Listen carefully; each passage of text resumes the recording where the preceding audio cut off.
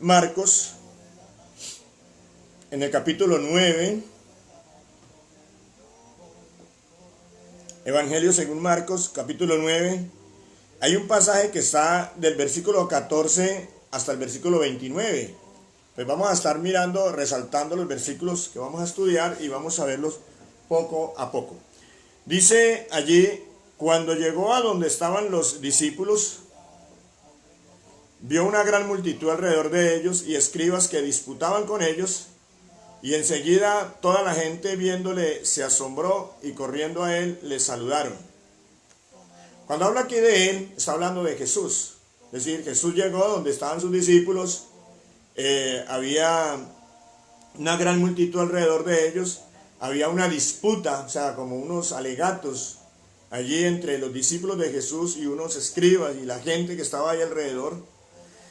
Y entonces él les preguntó, ¿qué disputáis con ellos? O sea, ¿qué es lo que alegan? ¿Qué es lo que discuten ustedes? Entonces uno de la multitud dijo, maestro, traje a ti mi hijo, le dice a Jesús, que tiene un espíritu mudo,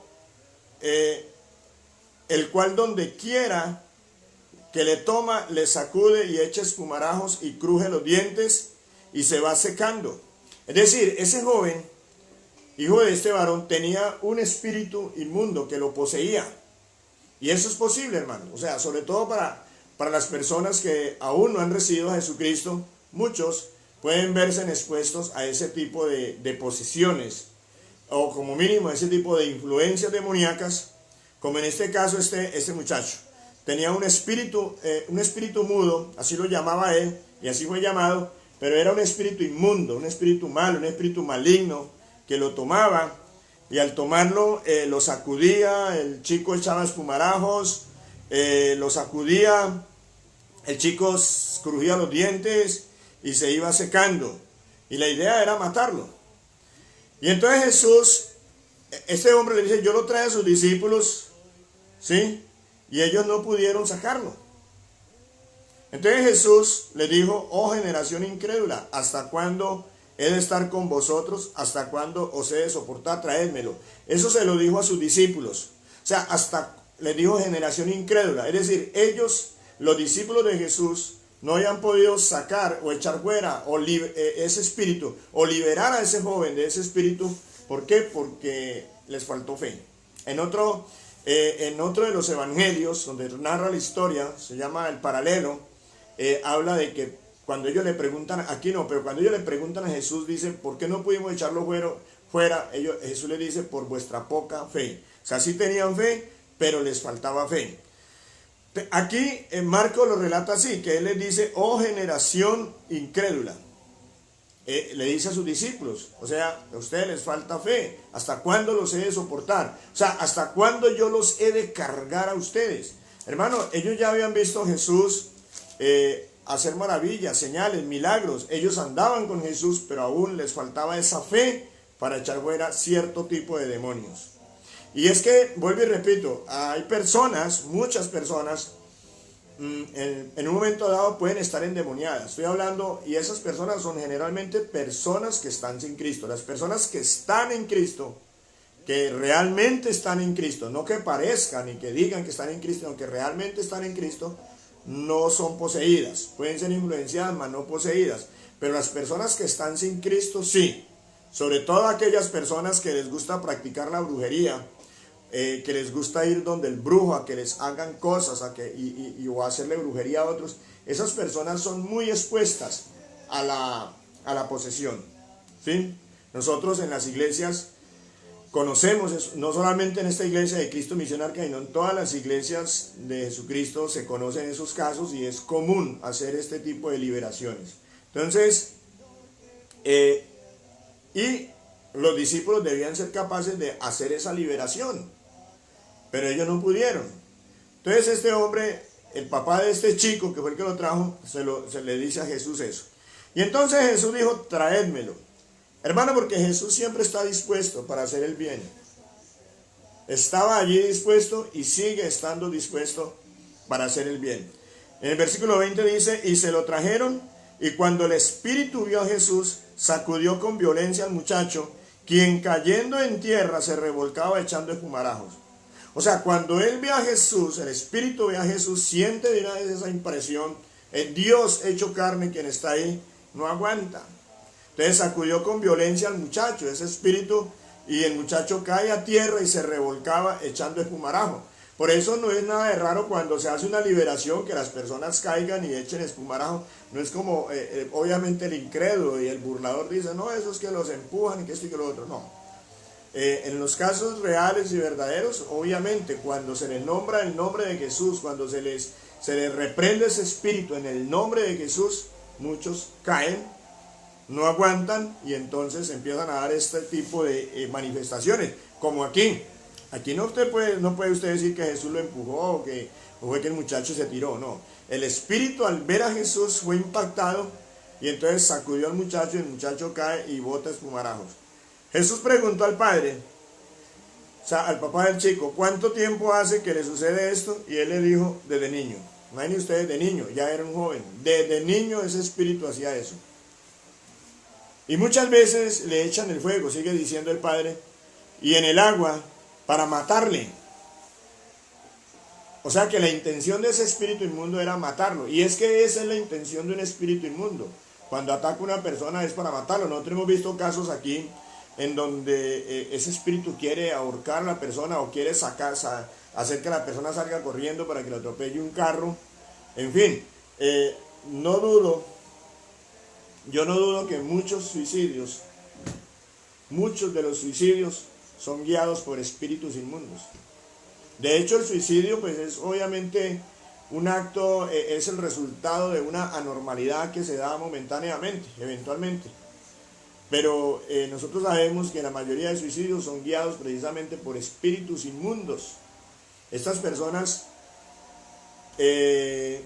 no creen en Cristo Jesús, no buscan la ayuda en una iglesia, no buscan la ayuda de un siervo del Señor, de un pastor, etcétera, de un ministro del Evangelio, entonces, y terminan en esas situaciones. Es un espíritu inmundo. Mire, este espíritu dice que lo echaba en el fuego y en el agua para matarle, ¿sí? El hombre le dice a Jesús, pero si puedes hacer algo, ten misericordia de nosotros y ayúdanos. Y aquí hay dos cosas. Él cree en Jesús y por eso lo lleva a Jesús. Pero a la vez le falta fe, porque dice, si puedes hacer algo. Si puedes hacer algo. Jesús, ¿qué le responde? Si puedes creer. Al que cree, todo le es posible. En la versión del lenguaje sencillo, en la PDT y en las versiones del lenguaje sencillo, dice que Jesús le respondió a él, ¿cómo que si puedo? Yo sí puedo. ¿Puede usted creer? O sea, Jesús le está diciendo, el problema no está en mí. El problema no está en si yo puedo o no puedo. Obvio, yo puedo. Y es obvio, Dios puede, hermano. Jesús puede. Él es Dios. El mismo Espíritu sabía que era Dios. Él es Dios y Él puede. Para Él nada es imposible. No es sino que quiera hacerlo y Él lo puede hacer. Pero Jesús le bota la responsabilidad a Él. Le dice, ¿puede usted creer? Oye, papá, ¿tú puedes creer que yo lo puedo hacer? Entonces, el punto no está en si Dios puede o no puede hacerlo. Escuche bien, mi hermano, porque ese es el punto de esta enseñanza. O sea, el problema no está en si Dios puede o no puede hacerlo. Dios sí puede hacerlo. Se lo repito, Dios sí puede. El problema no está en si Dios puede sanarte de esa enfermedad que el médico ha dicho que es incurable. Dios sí puede. Claro que sí puede. El problema no está en si Dios sí podrá libertar a ese joven o a ese hombre que es drogadicto. No, claro que Dios sí puede. ¿Cómo no va a poder? Él puede hacerlo y mucho más. El problema no está en si Dios puede controlar o dominar o apaciguar el corazón de esa joven que anda por ahí como loquita. Dios sí puede, hermano. El problema no está ahí. Dios puede hacerlo. ¿Qué no puede hacer Dios? Dios lo que se ha propuesto lo ha hecho y lo hace porque Él es el omnipotente. Omnipotente es que Él tiene todo poder, mi amado. El problema entonces no está ahí, si Dios puede o no puede. El problema no está en si Dios puede sanar una diabetes. Claro, Dios lo puede hacer, es que lo ha hecho. Y si Él quiere lo hace ya mismo. problema no está en si él puede o no puede. El problema está en si nosotros sí podemos creer en ese Dios. ¿Puede usted creer en Dios? ¿Puede usted creer que Dios lo puede hacer, mi amado? ¿Lo puede creer? Eso es lo que Jesús le dice. Jesús le dijo, si puedes creer, al que cree, todo le es posible. Y Jesús repitió muchas veces esto. En el Nuevo Testamento lo vemos. Jesús le decía a sus discípulos,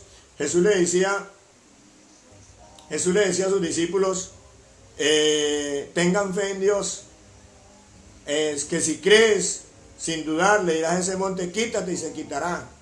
Si crees sin dudar, todo lo que pidieres le será dado.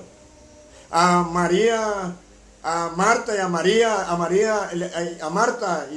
las hermanas de Lázaro, le dijo, al que cree todo le es posible. El que cree verá la gloria de Dios. Aquí a este hombre, a este padre de familia, Jesús le dice, si puedes creer, al que cree todo le es posible. Entonces la situación está es si creemos o no. La necesidad que tenemos es de creer, hermano. La necesidad que tenemos realmente es de creer en Dios y creer que Dios puede hacerlo, que Dios lo va a hacer.